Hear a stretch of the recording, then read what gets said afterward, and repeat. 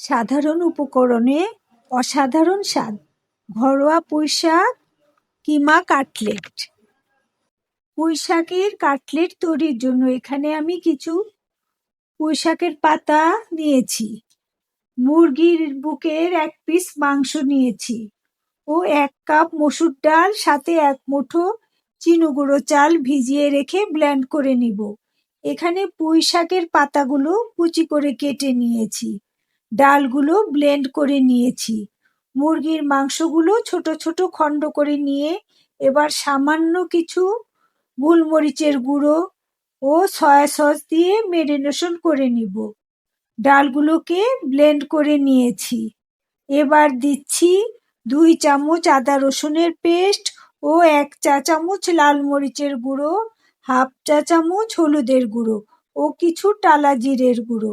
একসাথে ঢেলে মিশিয়ে নিয়ে এবার দিচ্ছি পুঁইশাকের কুচি, কিছু পেঁয়াজ, কাঁচামরিচ ও ধনিয়া পাতা কুচি, সয়া সস 1.5 টেবিল চামচ, টমেটো কেচাপ 2 টেবিল চামচ, 1 চা চামচ চিনি ও ম্যারিনেশন করে রাখা মুরগির মাংস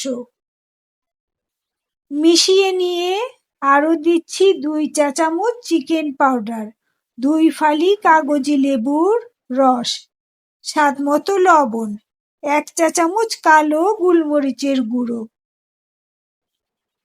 2 টেবিল চামচ কর্নফ্লাওয়ার, 1টি মুরগির ডিম ও 1 প্যাকেট ম্যাজিক মশলা দিয়ে সব ভালো করে একসাথে মিশিয়ে নেব।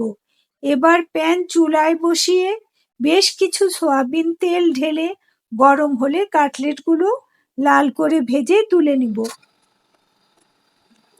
পুষ্টি আর স্বাদের পারফেক্ট কম্বিনেশন, পুঁইশাক আর চিকেন কিমার ক্রিস্পি কাটলেট। পরিবারের সবাইকে নিয়ে গরম গরম সার্ভ করুন পছন্দের সসের সাথে। ধন্যবাদ।